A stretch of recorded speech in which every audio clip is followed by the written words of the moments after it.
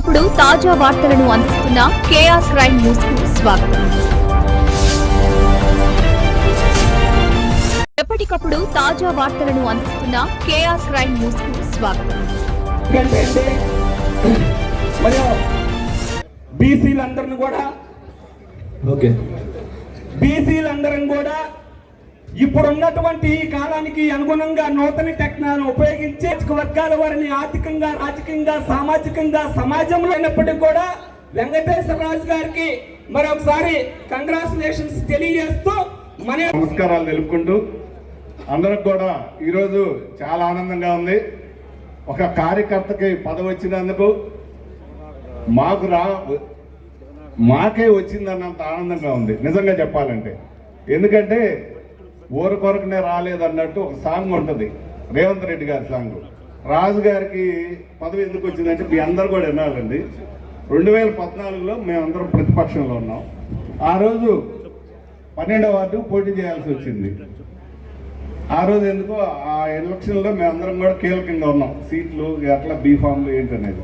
రాజు ఏంటి చేస్తావా అన్నాం. ఆ రోజు ప్రతిపక్షంలో ఉన్నాం. వెంటనే నేను రెడీగానే వచ్చాడు. అప్పుడు ప్రతిపక్షమే.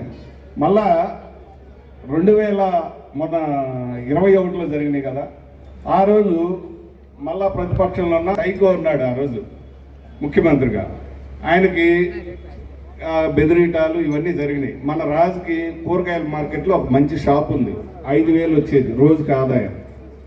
ఆ రోజు కూడా పిలిచి, ఏం రాజు ఏమన్నా ఆలోచించుకుంటావా, వాళ్ళు నీకు షాప్ తీసేస్తాము అంటున్నారు ఏంటని అడిగాం.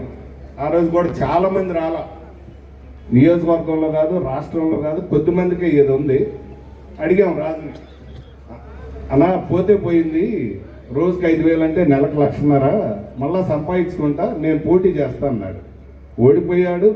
దాని తర్వాత ఆయనకు వచ్చి ఆదాయాన్ని కూడా తీసేశారు. అంటే నెలకు 1,00,000 ఆదాయాన్ని కోల్పోయాడు మన తెలుగుదేశం పార్టీ కోసం. తర్వాత క్లస్టర్గా ఉంటావా అని అడిగాం. రెడీ అన్నాడు. ఆయన క్లస్టర్గా ఒక 25,000 ఓట్లు ఉంటాయి. ఆయన క్లస్టర్లో 6,500 ఓట్లు మెజార్టీ తెచ్చాడు. మరి అట్లా అంటే ఇంకేంటో న్యాయమే కదా. చాలామంది కార్యకర్తే కాదు, నాయకత్వంలో కూడా పార్టీ కోసం నష్టపోయిన వ్యక్తి. అలాంటి వ్యక్తికి రావడం మా అందరికి కూడా ఆనందంగా ఉంది. అలాగనే ఇక్కడ వచ్చిన భట్రాజ్ సోదరులందరికీ, నియోజకవర్గ పార్టీ కార్యకర్తలందరికీ కూడా మరొక్కసారి అభినందనలు తెలుపుకుంటూ, నేను ఒకటే చెప్తున్నా వైసీపీ గురించి, మీరేం భయపడక్కర్లా. వాళ్ళు మాట్లాడితే రప్ప అనుకుంటున్నారు. పెద్దలు వెనక ఒక సామెత చెప్పారు. ఏం చెప్పారంటే, అరిచే కుక్కలు కరవు,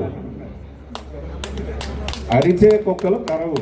ఈ వైసీపీ వాళ్ళు అరిచే కుక్కలతో సమానం. మీరేం బాధపడద్దు, మళ్ళా వచ్చేది మనమే కాబట్టి ధైర్యంగా, ఇంకంత ధైర్యంగా ఇది చేయాలి.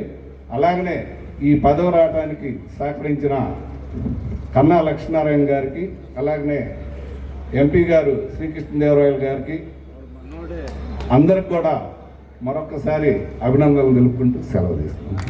ధన్యవాదాలు తెలుపుతున్నాను. ఎందుకంటే నాకు చెప్తే కొంచెం మైక్లో షేవి మాట్లాడేకన్నా పార్టీలో పనిచేయడం, పార్టీలో తెలివి బాగా తెలుసు. నాకు కింద లెవెల్లో అండర్గ్రౌండ్ ఎట్లా వర్క్ చేయాలని నాకు బాగా తెలుసు. దానివల్లే నాకు ఈ పదవి వరించిందని కూడా మీ అందరికీ తెలియజేస్తున్నాను.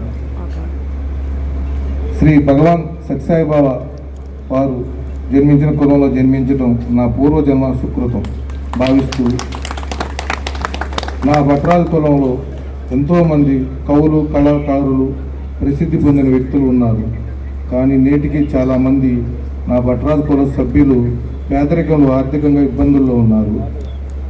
నన్ను నమ్మి ఈ ప్రభుత్వం నాకు ఇచ్చిన ఈ అవకాశాన్ని భట్రాజు కులంలో ఉన్నతి పదవికి పేదవాళ్ళకి ప్రభుత్వం సంక్షేమ పథకాలు అందిస్తానని, పూర్తి సహకారాలు అందిస్తానని, ఎల్లప్పుడూ వారితో అందుబాటులో ఉంటానని, వారికి అభివృద్ధికి కృషి చేస్తానని మనసా వాచ కర్మన వాగ్దానం చేస్తూ మాట ఇస్తున్నాను. అందరికీ నమస్కారం.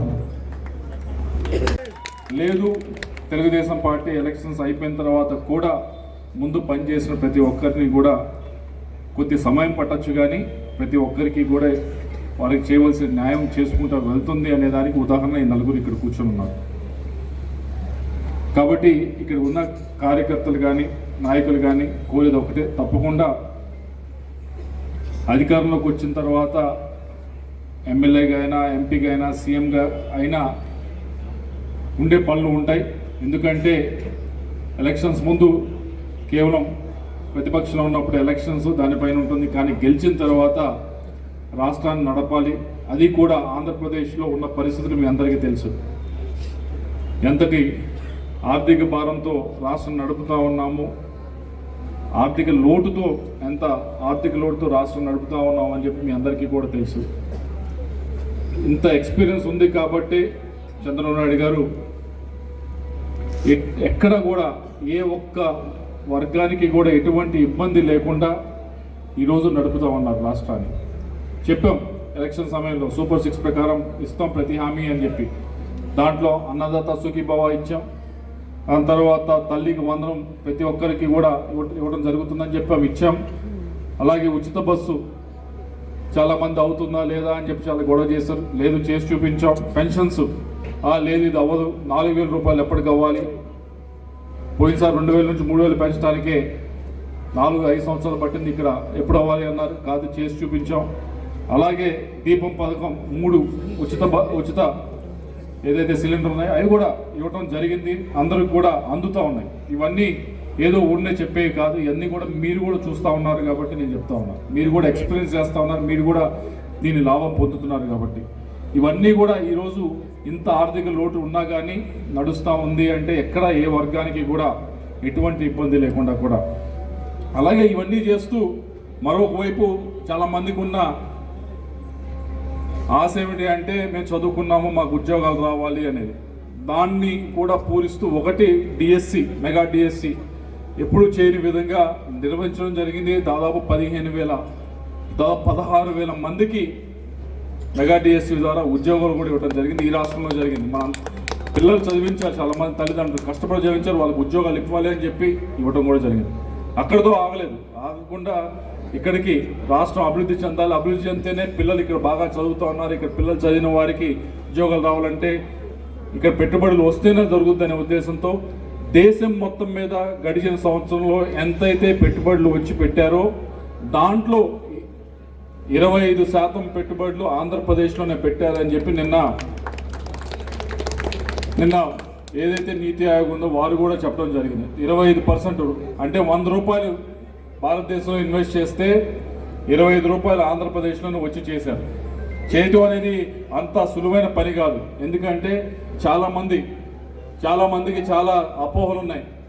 మనం ఇన్వెస్ట్ చేస్తే లేకపోతే ఇక్కడికి వచ్చి మనం పెట్టుబడులను పెడితే మనకు వాటికి సరైన పద్ధతిలో నడుస్తుందా లేదా అనే చాలామంది అపోహలు ఉన్నాయి. అటువంటి పటాపంచలు చేస్తూ కూడా ఆ కాన్ఫరెన్స్ ఇవ్వడం జరిగింది కాబట్టి ఇక్కడికి వచ్చి అన్నీ కూడా చేస్తూ ఉన్నారు. ఇవన్నీ చేస్తూ ఉన్నది ఎందుకు అంటే ఇక్కడ రాష్ట్ర భవిష్యత్తు అలాగే పిల్లల భవిష్యత్తు నెక్స్ట్ జనరేషన్ భవిష్యత్తు కూడా బాగుండాలని చెప్పి ఇవన్నీ కూడా చేస్తూ ఉన్నాం. అది దయచేసి గుర్తుపెట్టుకోవాలని కోరుతూ చివరిగా ఈరోజు ఏదైతే భట్రాజు కార్పొరేషన్కి అధ్యక్షులుగా ప్రమాణ స్వీకారం చేస్తూ ఉన్నారో వెంకటేశ్వరరాజు గారికి ఆయనకి మా అందరి తరఫున కూడా అభినందన తెలియజేసుకుంటా ఉన్నాం.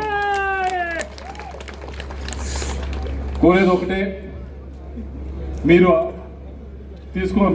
ప్రమాణ స్వీకారం చేసిన తర్వాత పదవిలో కూర్చున్న తర్వాత కుదిరినంతలో బడ్జెట్ కొద్దిగా తక్కువ ఉన్నా కానీ మీ కార్పొరేషన్ కింద మంత్రి గారిని ముఖ్యమంత్రి గారిని మీరు వారిని వెంటబడి ఇందాక నాగమల్లేశ్వర గారు మంచి స్టోరీ మంచి చెప్పారు. మామూలుగా అటువంటి నిజమైన వింటేనే చాలా ఇన్స్పిరేషన్గా ఉంటాయి. ప్రతిపక్షం ఉన్నప్పుడు చాలా మంది వెళ్ళిపోతారు, అలా కాదు నేను వచ్చి పోటీ చేస్తానని చేశారు.